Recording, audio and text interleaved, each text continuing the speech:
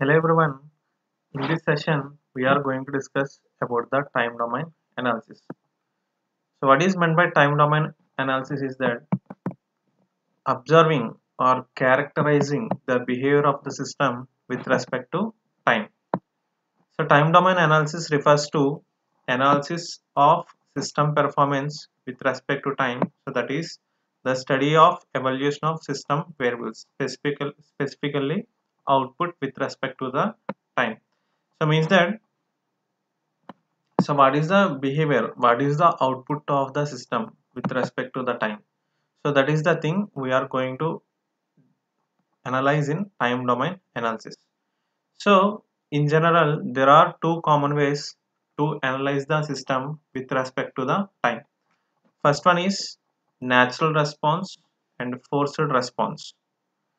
So what is meant by natural response and forced response is that we are testing the behavior of the system when we give some input to the system. Means that if we give some signal or some excitation to any system, after giving the excitation we are checking how the system behaves with respect to the time. And second one is transient response and steady state response. If you take a normal ceiling fan, so at that time we just switch it off, it does not reach us to the full speed of rotation. It gradually increases its speed. So the time taken by the fan to reach its final speed is nothing but called as transient response. And the steady state response is not. After completing the transient response, the fan reaches to the steady state response. Means that it reaches to the final speed. So that is nothing but steady state response. In both the cases, the complete response of the system is combination of both responses, that is natural and forced responses or transient and steady state responses. Now let us see what is meant by natural response and what is meant by forced response. So natural response is nothing but deriving the behavior of the system without giving any input. So that is system's response to initial conditions with all external forces set to 0. So what is the external forces is that we are not giving any input to the system. For example, if you take RLC circuits, so this would be the response of the circuit to initial conditions. So since the circuit have the energy storage elements, that is nothing but capacitors and inductors. So after switch on the circuit, without we are observing the circuit without giving any excitation, so that is nothing but natural response or zero input response. Why zero input response is because we are not giving any input to the system.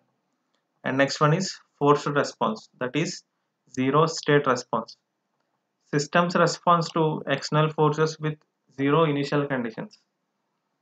For example, here initial conditions are that if you take RLC circuit, there will be energy stored in capacitor and inductor. In the forced response of a system, we are obtaining the output of the system assuming that there is no initial charge or initial voltage that is stored in the energy storage elements. So that is nothing but zero initial conditions. So and second one is transient and steady state response. The response of a system in the initial state is nothing but transient response. See here, part of time response that goes to 0 as time tends to be large. So transient response can be tied to any event that affects the equilibrium of state, that is switching, disturbance, change in input, etc. So the property of any system is that as limit t tends to infinity, transient response should equal to 0.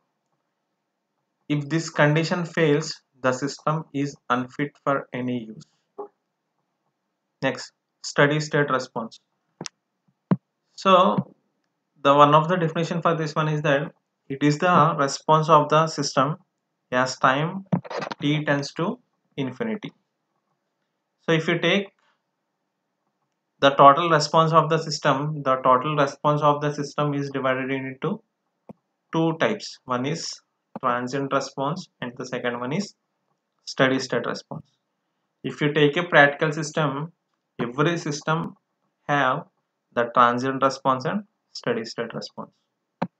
The transient response occurs at the initials, and after the transient response completed, the system will goes into the steady state response. Let us see what are the standard test inputs to test any system. In most of the cases, the input signals to a control system are not known prior to design of control systems. So for example, if you take our television, so the television is said to be best television or good television such that it should resist for high input voltage fluctuations and disturbances, and it should resist to the external noises and all the things. So that is the reason while designing the after designing the any system, we have to test that system with different types of test signals such that we can know that the system can sustain for different types of fluctuations. So that is the reason we are choosing four types of test signals, that is impulse signal, unit step signal, ramp signal, parabolic signal. So unit impulse signal, from the unit impulse signal, so how we are going to test the system is unit impulse signal is nothing but sudden rise in amplitude and sudden fall in amplitude at zero time. So what happens to the system when we use the shock inputs? So that is nothing but we are testing the system with unit impulse and unit step signal. So what happens to the system when we give sudden change in input and maintaining the amplitude up to infinity? And next, ramp signal. So we are testing the signal system for ramp input. So what happens to the system, or what is the response of the system when we increase the input voltage linearly? So that is with constant velocity. And next, parabolic. So what is the response of the system when we give constant acceleration input? And sinusoidal. Sinusoidal is nothing but alternating signal. So what is the response of the system if the input has fluctuations? That is nothing but sinusoidal signal, fluctuations ups and downs. So these inputs are chosen because they capture many of the possible variations that can occur in an arbitrary input signals, or they can be characterized as arbitrary signals that are available. The first signal is unit impulse signal. It is represented by del of t, and the Laplace of del of t is equal to 1. So the characteristics of the impulse signal is that it exists at t is equal to 0, having the amplitude of infinity. Next, unit step signal. X of t is equal to 1 for t greater than 0 and 0 for t less than 0. So this is the unit step signal. So sudden rise in amplitude at 0 time and maintaining constant amplitude up to infinity. So this is the behavior of the unit step signal. Next one is ramp signal, a signal which increases linearly with time. It is nothing but ramp signal. So this is the linear increasing. So that is x of t is equal to at. Laplace of x of t is a by s square. Next one is parabolic signal. X of t is equal to at square by 2. So for t greater than 0 and 0 for t less than 0, Laplace of x of t is equal to a by s cube. Now let us check what is the response of the first order system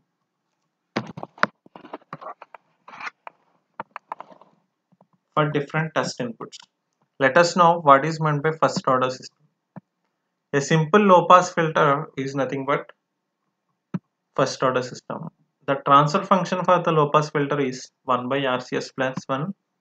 If RC is equal to tau, then it will be 1 by tau s plus 1. So the standard form of first order system is y of s by r of s is equal to 1 by tau s plus 1. So we already know that RC is equal to tau and tau is system time constant. This characterizes the speed of the response of the system to an input. So higher the time constant, slower the response of the system and vice versa. So this is the standard block diagram of the first order system. So where R of s is the input and Y of s is the output response, 1 by tau is the forward path gain and it has the unity feedback. So let us check the impulse response of first order system. So in this what we are going to do is that how the first order system will behave when we excite the first order system with the unit impulse. So we have to take we are going to do this one in terms of frequency domain. So that is R of s is equal to 1 and Y of s is 1 by s tau plus 1 into R of s. We are giving the input signal to a transfer function, that is 1 by tau s plus 1. Y of t is equal to Laplace inverse of Y of s, that is 1 by tau e power minus t by tau. So since the input signal is in terms of time domain, the output also should be in the time domain. Since due to the term e power minus t by tau, this one is exponentially decreasing term. For the unit impulse signal, if we give impulse signal as the input, we are getting the output as the exponential decaying signal. So that is 1 by tau e power minus t by tau. Here tau is time constant of the system and 1 by tau e power minus t by tau is transient term of the system, and the system does not consist of steady state term. Why? Because this e power as t tends to infinity, e power minus t by tau will be 0. So here at the infinity point it will be 0. And let us see how the first order system will behave when the input is unit step. See here R of s is equal to 1 by s. This one is Laplace of unit step signal and we are giving the unit step signal to the closed loop system, that is Y of s is equal to 1 by tau s plus 1 into R of s. Since R of s is 1 by s into tau s plus 1. By using partial fractions, we will get 1 by s minus tau by tau s plus 1. If you apply the inverse Laplace transform, the inverse of 1 by s is 1 and tau by tau s plus 1 is e power minus t by tau. So when the input is 1, the output consists of unit step signal along with the transient term, that is minus e power minus t by tau. In this case, TTR of t is minus e power minus t by tau and TTS of t is 1. See here, when the input is unit step signal, the output is also unit step signal, but with having the transient term in the initial case. See here, the blue part is nothing but the transient term. After then, the response reaches to the steady state. In the same way, we are testing the first order system with the ramp input. Ramp input in Laplace domain is 1 by s square. We are passing the Laplace. We are passing the ramp input here. So after doing a partial fraction expansion, we will get 1 by s square minus tau by s plus tau square by tau s plus 1. The inverse Laplace transform for this one is t minus tau plus tau into e power minus t by tau. So the transient term is tau into e power minus t by tau. Why? Because this term will be 0 as t tends to infinity. And the steady state term is TSS of t is equal to t minus tau. If the input is t, the output is t minus tau. So if the input is ramp, the output also should be ramp. but that is, if the input is t, the output also should be t, but instead of t we are getting t minus tau, where the error is in the output is minus tau. So from this system we can say that the output is having the steady state error of tau. The next one is parabolic response of first order system. Here the input is parabolic signal, that is r of s is equal to 1 by s cube. So after deriving to the partial fractions and applying the inverse Laplace transform, you will get t square by 2 minus tau t plus tau square minus tau square into e power minus t by tau. Here the transient term is tau square into e power minus t by tau. Why? Because this term will be 0 as t tends to infinity. But when the input is parabolic, along with the parabolic signal we are getting the error of minus tau t plus tau square. So when the input is parabolic, that is t square by 2, the output also should be t square by 2. But coming to the first order system, when the input is parabolic signal, the system shows the error of minus tau t plus tau square. So along with the input, it is showing the error of minus tau t plus tau square. As t tends to infinity, this term will be infinity, means that as the time reaches to infinity, the error also becomes infinity. So this is the response of the first order system when the input is for different test signals. The first order system behaves as a good system only for impulse signal and unit step signal. For remaining two signals, it is showing error. So that is the reason we have to increase the order of the system in order to reduce the error. So that will be discussed in the further sessions. Thank you.